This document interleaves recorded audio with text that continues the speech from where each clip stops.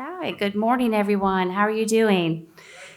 My name is Linda Olson. I am CEO and founder of Tampa Bay Wave. We are a nonprofit with a mission to help entrepreneurs accelerate innovation, thus fueling important social and economic changes in Tampa Bay and communities everywhere. If you didn't know, October is Cybersecurity Awareness Month. And cybersecurity is actually one of our more important industry verticals, so we thought today would be a perfect day to make a few special announcements. But first, I would like to especially thank Stu and the Know Before team for making today's event possible. Thank you. They helped cover this room for us, so thank you so much, Stu. So it's no secret that Tampa has, or Florida, I should say, has seen an incredible influx of new startups, talent, and investors who have migrated out of traditional tech hubs in recent months. Seems like the rest of the country is beginning to recognize what those of us in Florida already know. That being that our innovation and tech ecosystem has been seeing tremendous growth, and that Florida is now home to several exciting innovative startups in the fields of fintech, health tech, cybertech, and many more. Last year, venture-backed companies in Florida raised $2.8 billion. And just last month, Forbes ranked Tampa as the top emerging tech hub in the country. Woo, right? Yet, just like other communities throughout the US, there is more that needs to be done to make sure that our innovation ecosystem has greater representation from women and other underrepresented groups. At the same time, Florida's national reputation for cybersecurity is on the rise, just as the needs for greater protections from threats are also on the rise. The cybersecurity industry is probably the most important industry out there today. As you'll hear shortly, today marks a turning point for Florida's innovation ecosystem. And I would like to invite right now Dr. Amy Beaird from the Florida High Tech Corridor to come up here and help share a very special announcement.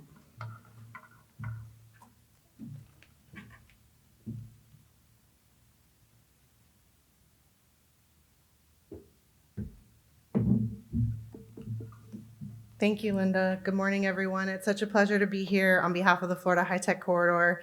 I'm Dr. Amy Beaird, our Senior Cluster Manager, and primarily my role has been focused on supporting our industry diversification initiative in partnership with Orange County. And today I'm here to share some expansion and exciting announcement on these efforts to expand support for women entrepreneurs throughout the state's innovation ecosystem.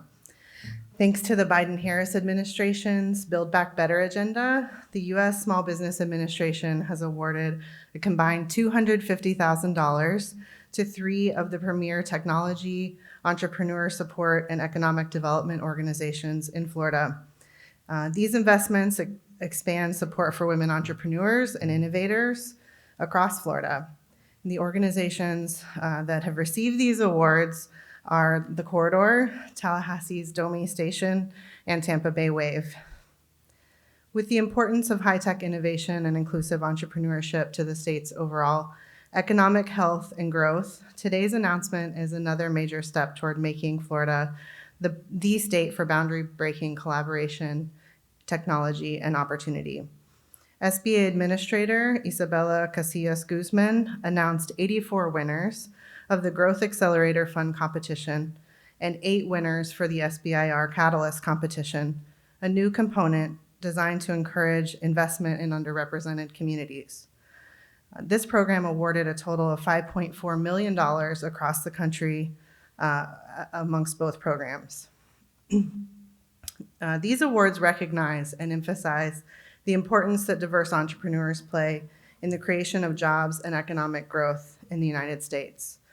By expanding these resources and making them available to underserved entrepreneurs, innovation can thrive, and it continues to play a pivotal role in our economy. All 3 of the organizations in Florida were awarded funding to support women entrepreneurs. Lots of synergy. We didn't even quite realize at the time. According to the National Association of Women Business Owners, entrepreneurs represent about 36% of businesses in the U.S. and are the fastest growing segment of the U.S. economy, employing more than 13 million people and generating $1.9 trillion in sales. I'm speaking specifically from the corridor perspective. The prize isn't just valuable because of the work it allows us to do, but it's also because of the partnerships we've been able to forge and are continuing to expand on. Our SBA, our Catalyst project, collaborates with some of our university ecosystem partners, UCF, USF, UF, and Florida Tech. And with the award, we have the potential to become a national model for fostering innovation-driven entrepreneurship in underserved communities. These awards are also personally meaningful for me as an engineer, mom of 2 daughters, and a former SBIR program awardee. I've worked in STEM for a long time and have experienced some of the barriers personally that women face in entrepreneurship. And these awards validate the work of our partners and Florida partners, what we're already doing in the state to support and showcase women entrepreneurs. And now I'd like to invite my colleague, Robert Blackledge, to share a few words on behalf of DOMI Station.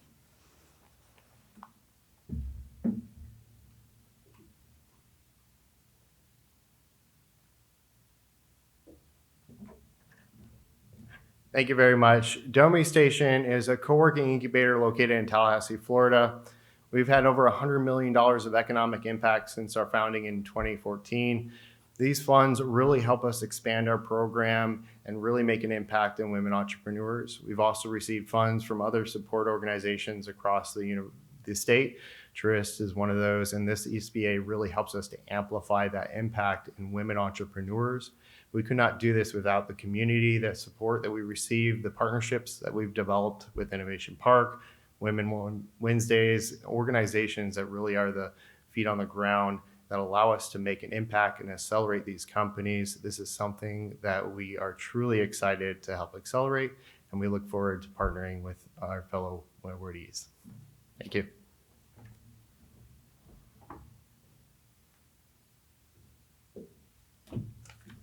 You know, Robert, I thought you were going to share how we know each other.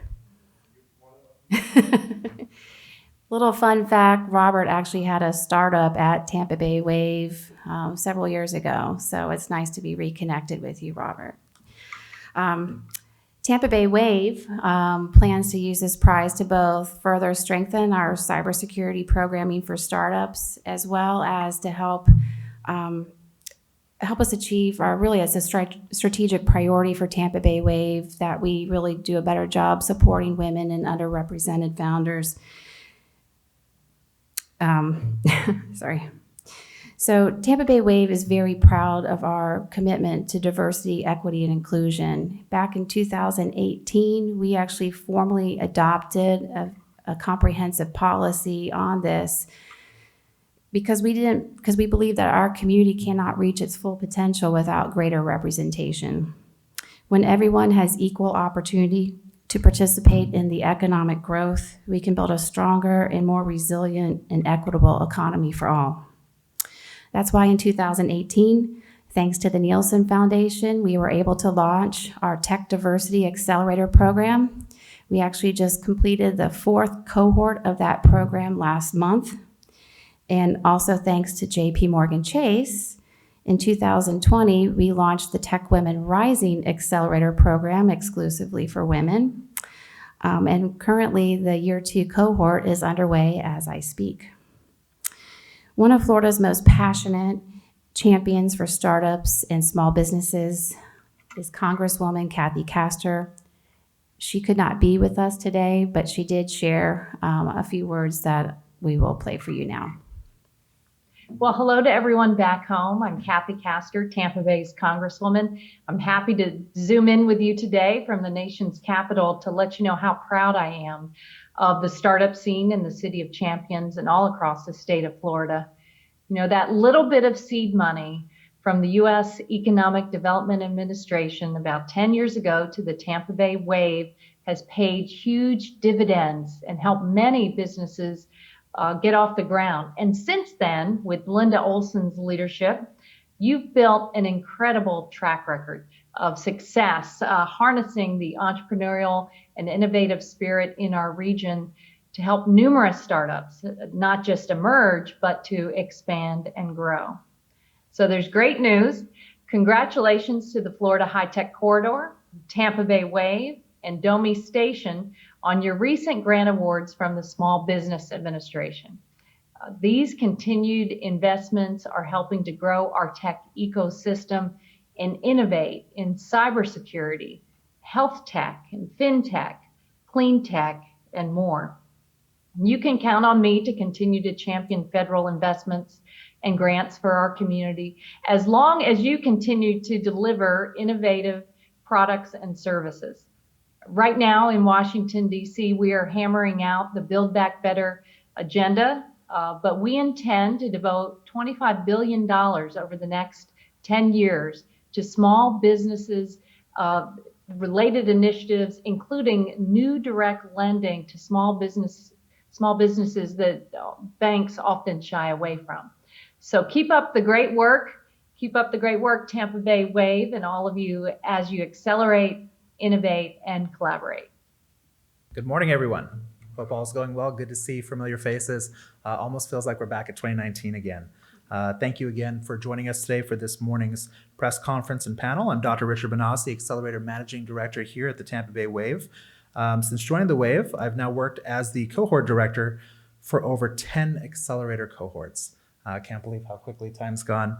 Been a great ride, and very thankful for the opportunity to contribute to this local ecosystem with regards to my role here.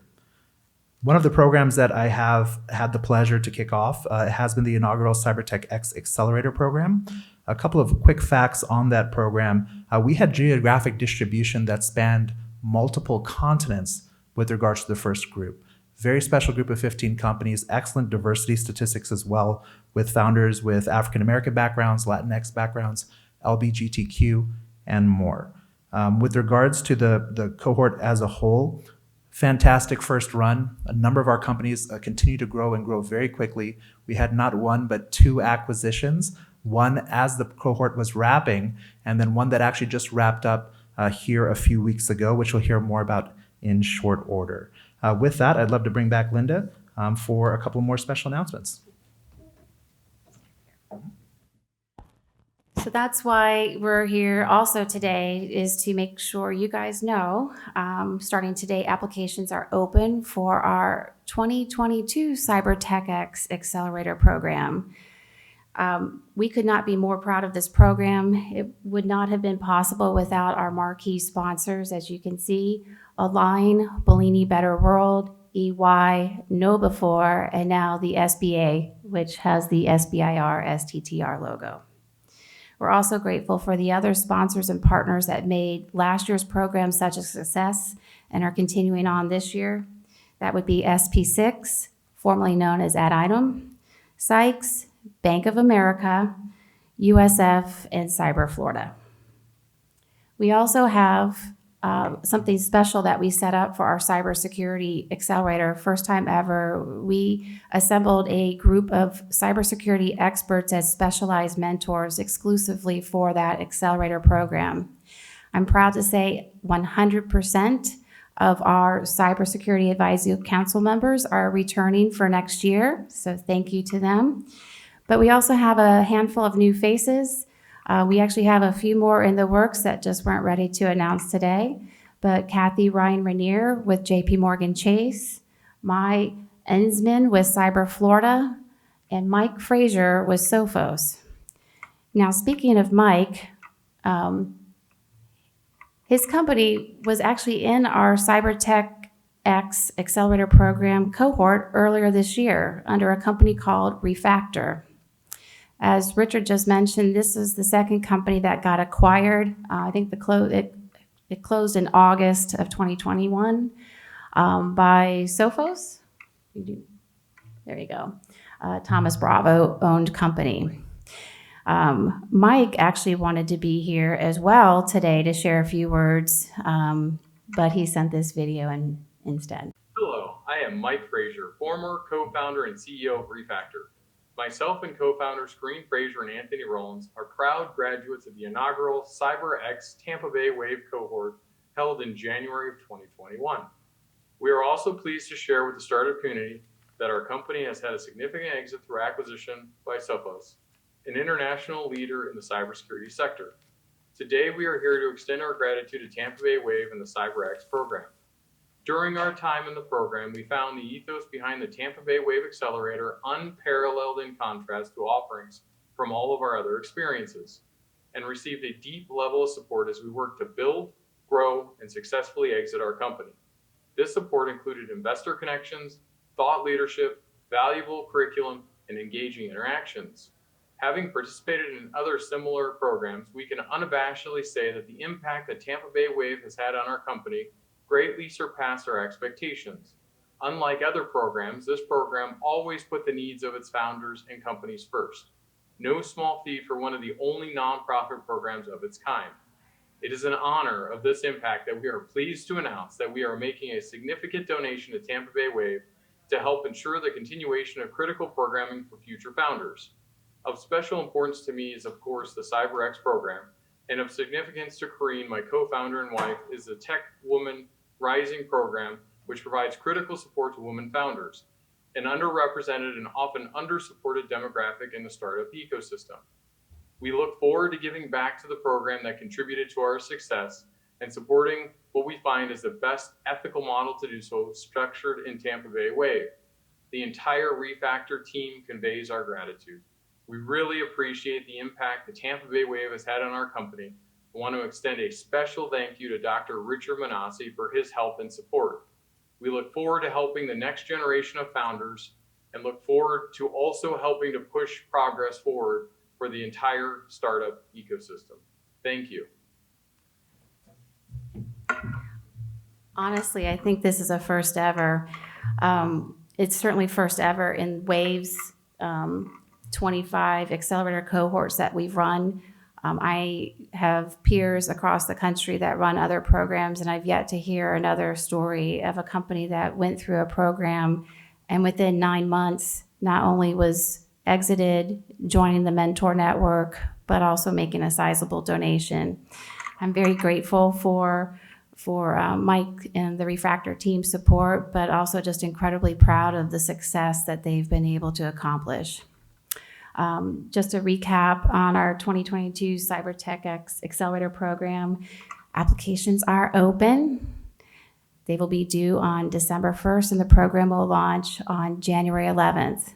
And to make this program even more special than what we did in year one, thanks to that SBA grant, we are going to be reserving 5 to 7 seats in this cohort exclusively for women-led cybersecurity startups. I can't wait to see what we can do in 2022. Speaking of women in cybersecurity, the board chair for Tampa Bay Wave, Charlotte Baker, is actually also a CEO, entrepreneur, founder of her own cybersecurity company that's based here in Tampa Bay. Charlotte also could not be here today, but she has a few words to share as well. Hello and welcome. I'm Charlotte Baker, Chairperson of the board for the Tampa Bay Wave.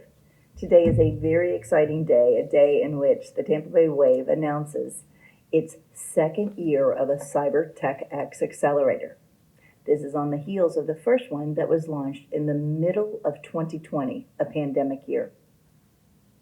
Cybersecurity is a growing industry. The US Bureau of Labor Statistics states that this industry will grow by 31% between now and 2029. Average industry growth is predicted to be 4%, so cybersecurity has a 7-fold difference in terms of growth. Gartner surveyed over 2,000 CIOs and discovered that cybersecurity was their number one priority. Cybersecurity impacts us all, whether we're consumers, businesses such as small, medium, large-sized businesses, governmental entities, state, local, and federal. This is a matter of national defense.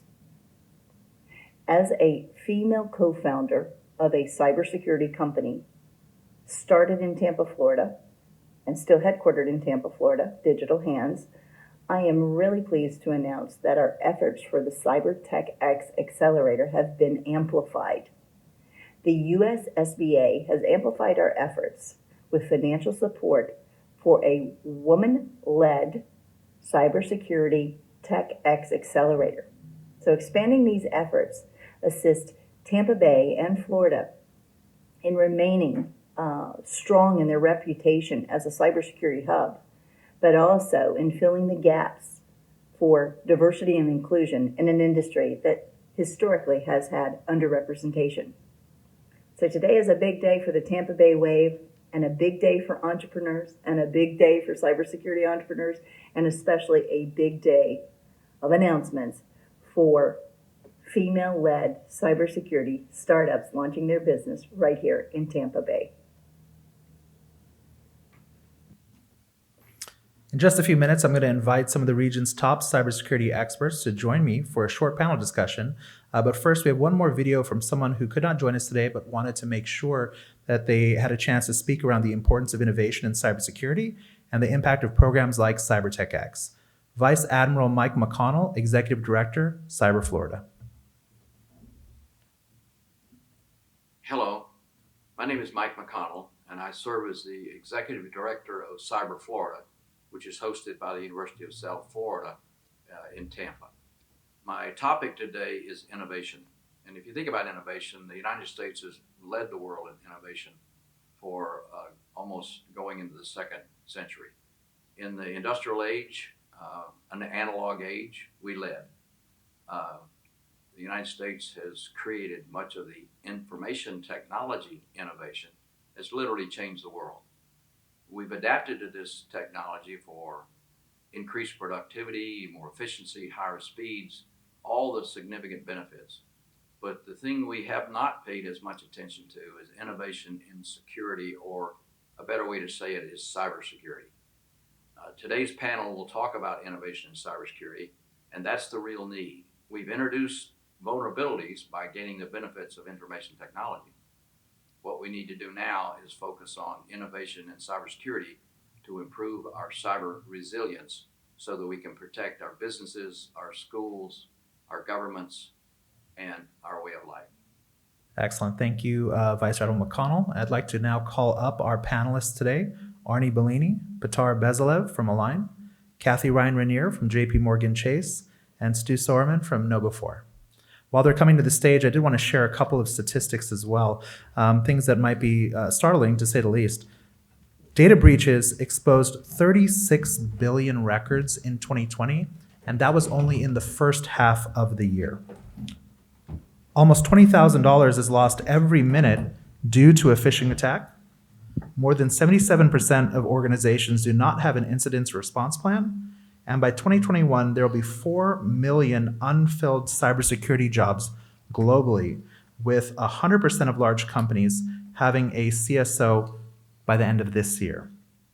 So I'd like to kick things off now with our panelists and like to have them all introduce themselves. Stu, why don't you kick us off? Let's see if this works. Can you hear me? Yes. My name is Stu Sharman. I am the founder and CEO of Knowbe4. Thank you. Hi, I'm Arnie Bellini. I'm the founder of ConnectWise and currently the managing partner of Bellini Better World. Hi, Kathy Ryan Rainier. I'm a managing director at JP Morgan Chase, and I run our global identity and access management operations, which really means that we provide all of the access controls for our internal organization as well as third-party vendors. Great, and I'm Petar Bezalev from Align. We're a cybersecurity and compliance shop based out of Tampa, Florida. I run all of our cybersecurity and privacy services. Excellent. Thank you very much, all of you, for joining us today and sharing some of your knowledge and also being a big part of our program now and well into the future. While cybercrime is nothing new, the techniques and tactics cyber criminals use are constantly changing and morphing. I'd love to kick the panel off with the first question for Kathy. What cybersecurity trend have you seen emerging currently, given your unique perspective? There's a couple that I would mention very specifically. So one is obviously going after third parties. The second is really what is referred to as deep fakes. And that's when people are leveraging AI and ML to impersonate using videos and multimedia. And so people fall for that. And so if something looks wrong, like on an image, it is wrong. So people are, it's kind of don't click on that email, but don't click on that photo, don't click on that multimedia. So those are a couple that I would mention. Yeah, deepfake's certainly an emerging technology to watch and be careful of, given our society is leveraging of social media. You can't believe what you see these days. My next question is going to be for Stu. Kathy talked a little bit about impersonation. Phishing, I know, is a big part of KnowBe4, and making sure that employees and organizations are properly trained to combat those attacks before they even begin. But what are some trends outside of that you see emerging here coming now and into the future? Apart from phishing, there are other social engineering attacks that are getting more prevalent. Deepfakes exactly is one of them. You can also be attacked through your phone or your cell. There are many what we call attack surfaces or attack vectors that you need to protect against. And you need to have a stack of cybersecurity layers. Many of those are software. Some of it is process and procedure, like compliance, and some of it is training, where you have to create a strong last line of defense, which are your employees, who can actually be an asset instead of a liability. Yeah, absolutely. For those who don't know, phishing attacks account for more than 80% of reported security incidents. Just an overwhelming number that is quite surprising, to say the least. Scott, I'd love for you to, I'm sorry, Pitar, sorry. I'd love for you to also touch a little bit on emerging trends that you see that people here in the room may not be that aware of, but that they should be aware of. Absolutely, and again, I'm covering for Scott, so I'll take it. But a couple of things. We do primarily cybersecurity and compliance work. Again, we work with a lot of the folks on the panel here, and one of the things that I can tell you that we're seeing is cybersecurity, and a lot of the attacks that are happening are no longer relevant to just large enterprise organizations. I can tell you the number of startups that we have coming to us saying, hey, we got this email this morning that we've been hit by a ransomware attack, and they want us to pay in Bitcoin. What do we do?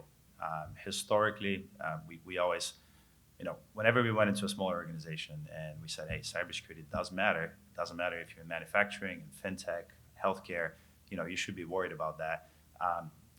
Things seem to have turned to the point of where companies come to us saying, hey, we're worried about this. We know that this can happen to us. What do we do? So the concept that cybersecurity, phishing, pretty much any threat actors going after enterprise organizations, I don't think that's changed, but they're certainly going after smaller organizations. So cybersecurity is not off limits.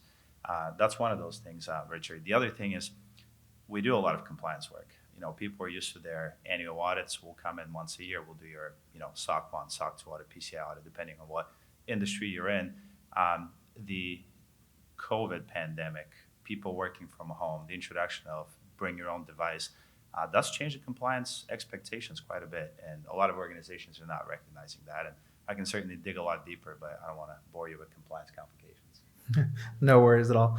With regards to ransomware payments, they actually rose 33% in 2020 with an average cost of into the six figures for those that are shared publicly. So I'm sure all of you have seen in the news several publicly announced ransomware attacks, but the amount that are not announced, very significant. Next, I'd love to go to Arnie. Arnie, when it comes to the role of MSPs and MSSPs in small and medium businesses and mid-market cybersecurity, what the impact there, especially for mid-tier companies who might not have the human capital or resources to protect themselves. I'm kind of curious that role and where you see it is going into the future. Yeah, well, Peter made a good point about small businesses. They represent 80% of the world's economy. So that's the biggest target, the biggest vector, if you will, and they're not prepared. And you mentioned MSPs. That's a managed service provider. That's the small tech companies that take care of all the technology infrastructure of small businesses. And they are worldwide. They're taking care of about 80% of the world's economy. What's interesting is that the tools that they use are very well, they're sophisticated, but they're just very shallowly applied across this whole set of small business organizations. And the reason is, so I'm going to throw the challenge out to some people on the panel here too, which I think are great innovators. I think the real reason is that because cybersecurity is, well, number one, it's an unknown thing. It's spy versus spy. If anyone remembers that cartoon, it's like always going to be that way, spy versus spy. As soon as we figure something out, they're going to find a new vector, right? And Stu's going to grow his business as a result of it. And so is Peter are going to grow their business as a result of it. And I think that's a good thing. I think what I'm looking for, at least, that I've analyzed is we are going to need to have some open standards. Just like we tamed the internet, the internet was not something that was ubiquitous because there were proprietary implementations of it. It wasn't until there became standards of Ethernet and HTTP that the internet became ubiquitous and has become that innovative tool that we all use. It's changed the world. The same is going to be true of cybersecurity. There's going to have to be a software orchestration and automated response system that has some open architecture that everybody can work and plug into. Right now, what you've got is you've got a whole lot of proprietary solutions out there, and they're just becoming very expensive because of the layered attacks that we see coming over and over. So at some point, we've got to pool our resources and pool our knowledge, and the way to do that is exactly how we tame the internet with standards. Yeah, absolutely. It's funny, I was just talking to Batar earlier about these point solutions that we do have in cybersecurity and how I feel going into the future, we are going to see a lot more roll-ups happening to address multiple issues within cybersecurity at once. There's a lot of bad actors out there, but thankfully great innovators like we have here on the panel are making those moves to address it. My next question is going to be for Stu. We've talked a lot about enterprise and cybersecurity at the small business level and higher, but cybersecurity affects all of us. Data breaches, phishing attacks, the list goes on and on. What can the average consumer or average person here in America do to better protect themselves with regards to their own personal data and cybersecurity? I'm biased. I'm going to say educate themselves because the fact is that the internet for non-techie people is it's invisible. It's all in the wires. They don't really understand what's going on. But if you understand that www, it really stands for the wild, wild web. It's, not many people know this, and even experienced IT folk, they still get somewhat wow. One of the fathers of the internet, gentleman who called Vint Cerf. He's now a fellow at Google. He was one of the people who developed the protocols that Arnie just mentioned, TCP/IP, which is the protocol that handles packets on the internet. And he basically mentioned in a book recently, we never got to production code. Now that's an understatement in software development world. If you don't get to production code, you basically are running betas. And the internet, as we use it today, is a beta. And you know that betas have bugs. And so if you truly are able to explain to the average individual user that this is not a secure platform, you have to watch it, you have to be alert, everything that winds up in your inbox needs to be looked at with a healthy level of skepticism before you click on that deep fake or link in your email. So from my perspective, education and raising awareness. Yeah, ARPANET was secure. The internet is not. It's a massive proof of concept. Yes. Right? Yeah, ARPANET and the internet are very, very different things. Yes. Talking more about the individual or the employee potentially is the weakest link in any business. It's something we all, I think, need to be aware of. And Kathy, I know you've spent many, many years working at multiple large enterprise organizations in cybersecurity. I'd love to hear your thoughts with regards to how we address that internally, and then also coupled with how do we get more people involved, given that there's a large resource pool that's running thin with regards to cybersecurity now and into the future? Yes, I don't think you can get enough cybersecurity awareness, and you have to build things secure from the start. So it cannot be an afterthought. It's too late. And it doesn't matter if you're thinking about new production, disaster recovery, resiliency. That's usually where some of the exposures are. And what's really interesting is you have to take that full user journey. So if you do get a hack, understand that that malware is still sitting in the system somewhere. Just because you think you removed it and you think you paid the ransomware doesn't mean it's really gone. They can strike again. And you don't know how long it had been in there. So really educating people we do a ton of phishing tests. It's huge. We also, we have to work really aggressively. I'll give you a couple statistics, but we block over 150,000 bad inbound emails a day. We've had to take down over 38,000 faulty web and mobile sites because of brand infringement. So we know what's going on out there, and it's something that we need to be very, very cautious of. And so it is really important for us to talk to our employees. And when we had to go from the pandemic, the whole work in the office to work from home, your firewalls changed, right? Not everything's through, the same security bounds and the different layers now that the hackers are going at. It just became a really ripe field, and the dark web and the deep dark web became much more aggressive during the pandemic. So really educating people. And what I think is interesting is they tend to be very conscientious when they're working. And then as soon as they get offline and they get on Facebook and they start answering these questions on like, oh, what are your 5 favorite places? Or, who are your family members? You're just giving tons of personal information. So people really, I feel like they're kind of, they're forgetting all of the lessons that they learned when they go back to their home life, which is interesting.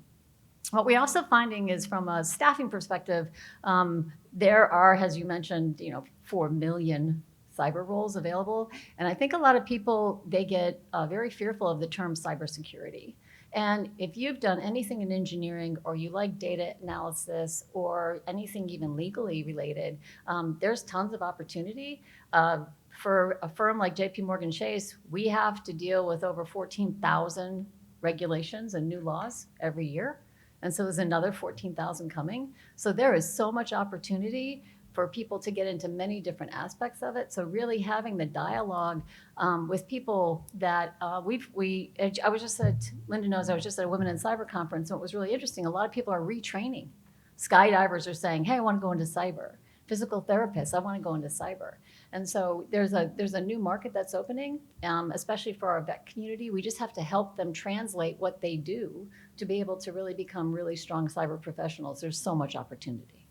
Absolutely. 150,000 emails a day going into JP Chase. If none of you, or if anyone missed that statistic, that is overwhelming to say the least. I'm glad you brought up the veteran side of things. I had a recent chat with Vice Admiral McConnell, and we were talking about the malicious actors that are offshore that are actually playing within this world of cyber attacks. And he made it clear to me in no short order that we're actually at war. A lot of people don't realize that. We're at war with multiple other countries that are leveraging cyber attacks to wage war with us, and it kind of is that hidden layer of issues that no one seems to be talking about, but within the military it's certainly talked about quite a bit. Arnie, I'd love for you to dip into that particular subject when we think about not just the attacks from within based on things like phishing and malware, but also the attacks from outside and how we can all do better as individuals and as companies and as a country with regards to that particular issue. Yeah, we've had a lot of discussion in politics about securing our physical borders, specifically on the southern side of the country. Forget that. We need to secure our digital borders everywhere. That's the biggest threat that we have. And that's the thing that people are missing, I think, because I don't know if you'll ever see another conventional war at the scale of, say, World War I or World War II. You're not going to see that. But what you are going to see is you're going to see cyber war at a higher level. Because if I can penetrate your digital borders of your nation in any way, shape, or form, which, by the way, is any one of the devices that you have right now okay, in your possession, if I can breach that, I can start getting information. If I get information, I can start causing trouble. If I start causing trouble, I can cause insurrection. If I cause insurrection, I can cause your nation to crumble, and that will happen. I mean, there are lots of people attempting to do that these days. So I guess what I would say is, again, we're going to have a comprehensive approach to it. And I think the real thing is that businesses have to realize this is a new cost of doing business, and it's a pretty high cost for doing business. And they have to put up the money. And if they do, and they support companies like these, we're going to see the cost of all of this coming down. And I think that's one of the things that you're going to want to see is the scale of these products and the cost of these products have to become affordable to every small to mid-sized business and eventually to every individual in the United States. And I think that if we lead in that area, I think we will do very good. And I want to just say this, there are a lot of nations out there. We are the greatest nation on earth, okay? Let me say that. We have created all of the innovation that has caused so much of this to happen, right? But there are bad actors out there that would like to see nothing more than to see this nation crumble and be destroyed, all right? And it's always going to be that way. And we have to take that very, very, very seriously. So my concern is the small to mid-sized businesses and their ability to afford these types of solutions.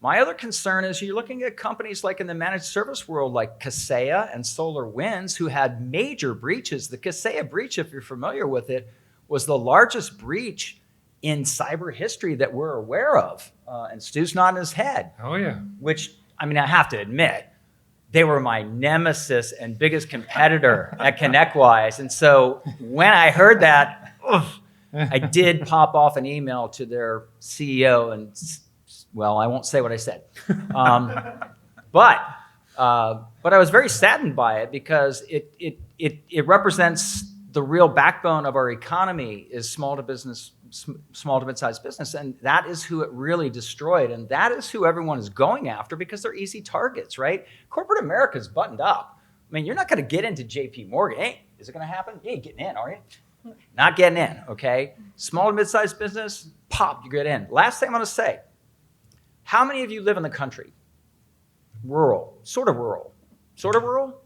One of the great things about that is there's not a lot of roads, and there's not a lot of people around, there's not a lot of houses around, and you don't have to worry about people coming up and knocking on your door, right? It's kind of one of the nice things about living out there, right?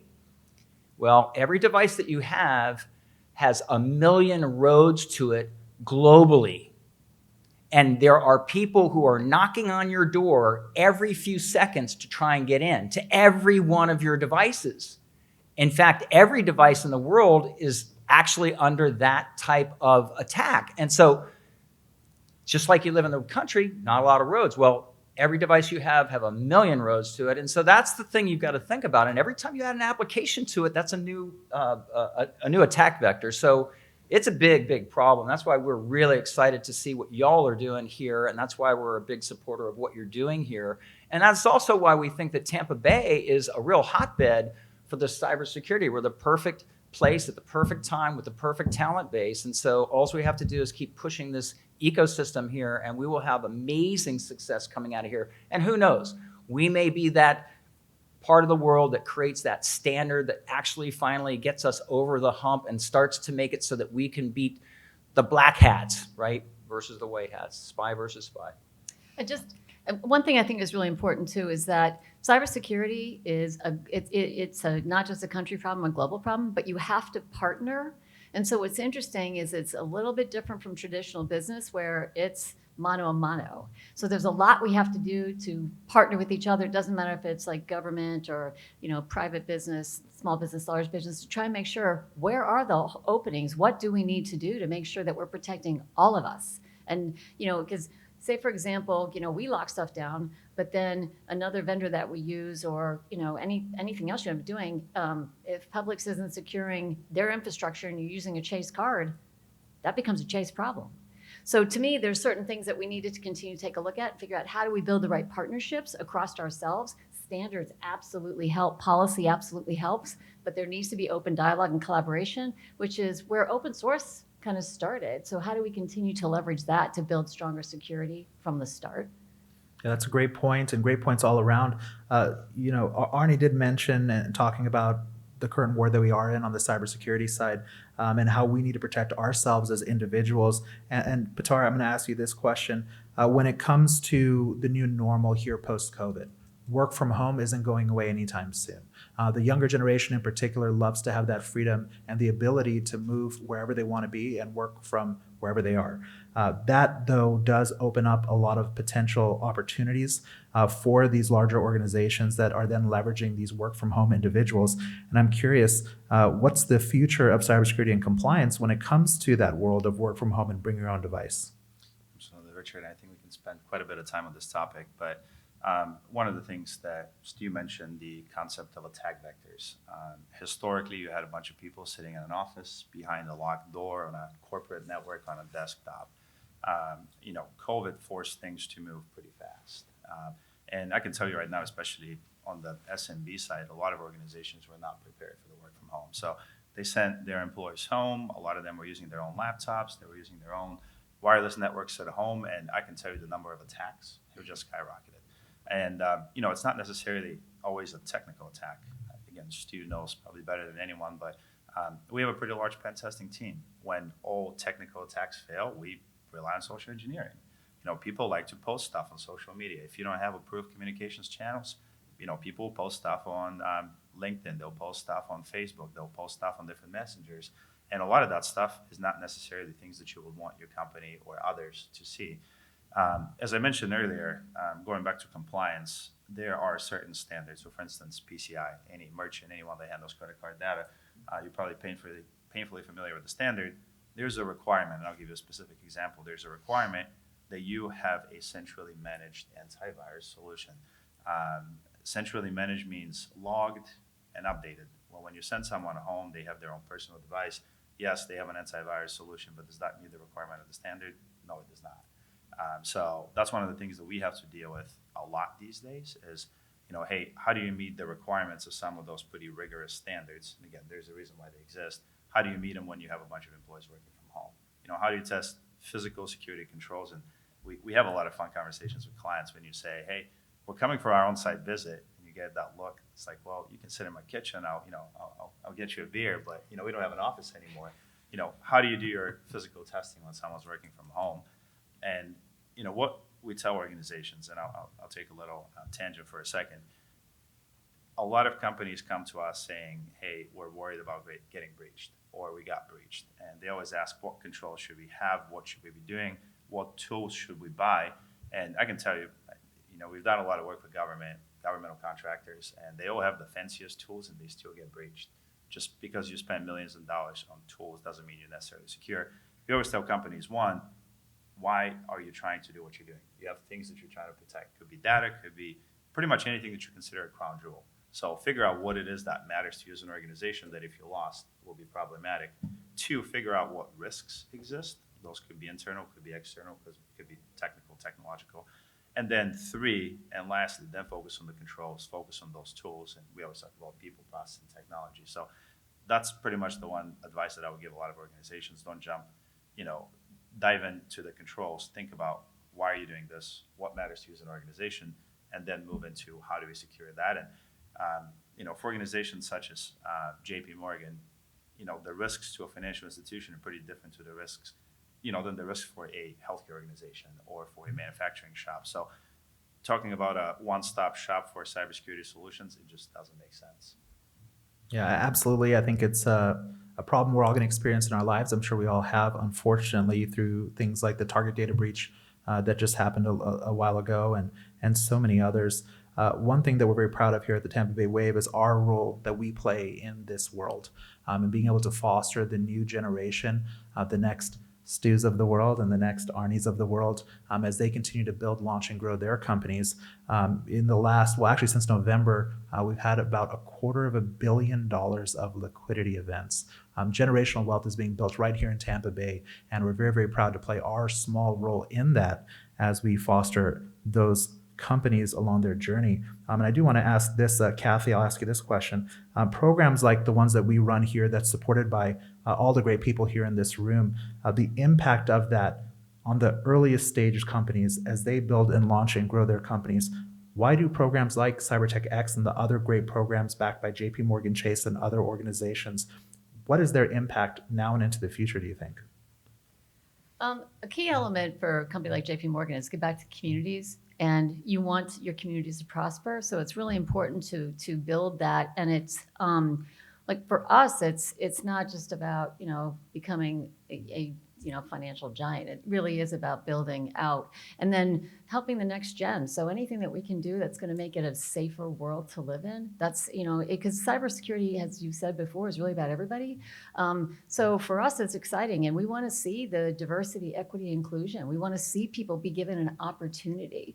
We've been really focused in on trying to give people who have been underprivileged opportunities for advancement. We created a program to try and help people who have been incarcerated get a second chance. And so being able to fund startups and then take a look and see how we can provide, advice, counsel, guidance, and help them grow and, be future possibly, customers or partners is really exciting for us.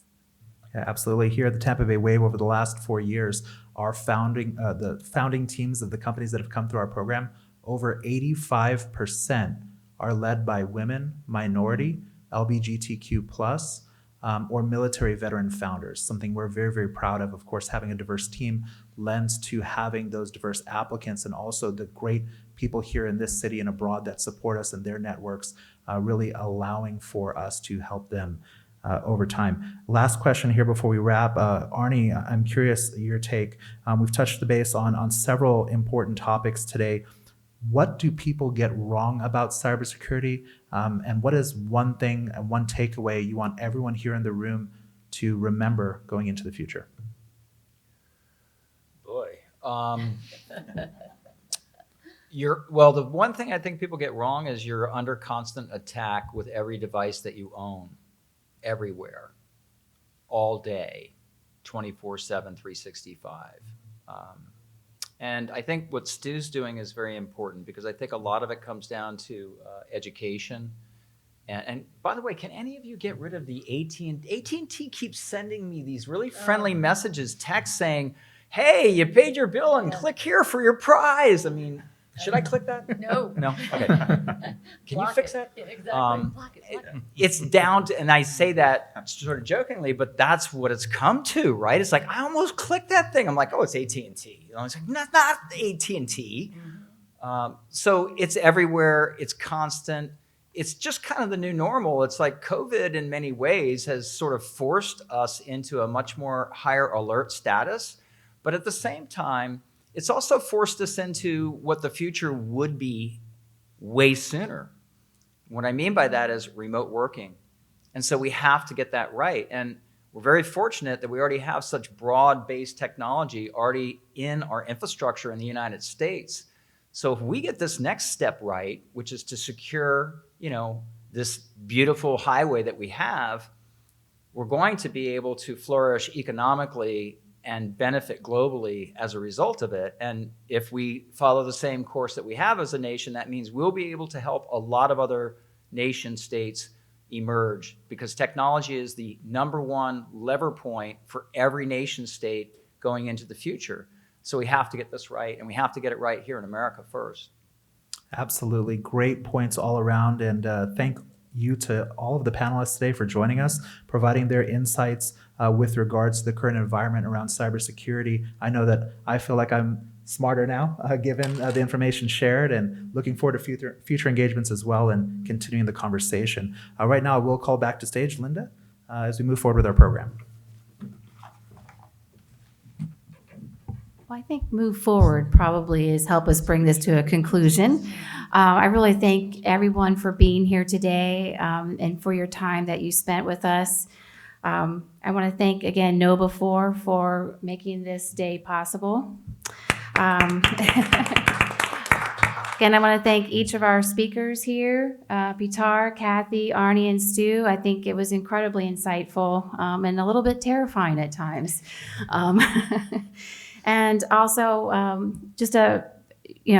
we are just so fortunate to be in a state where we have partners like Florida High Tech Corridor and DOMI Station in Tallahassee, where we can work together to really help make a difference for women entrepreneurs and other underrepresented groups in Florida, just to help us build a healthier, stronger innovation economy here in the state.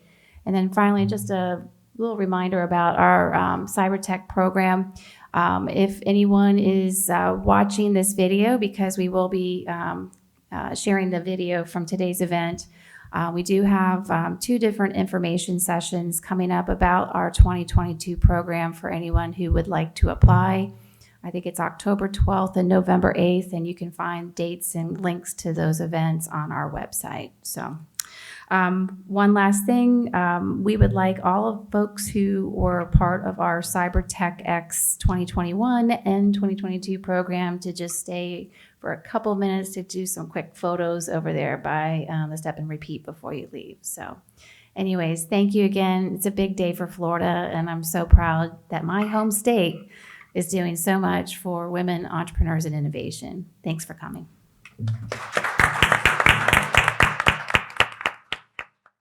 Tampa Bay Wave. For entrepreneurs. By entrepreneurs.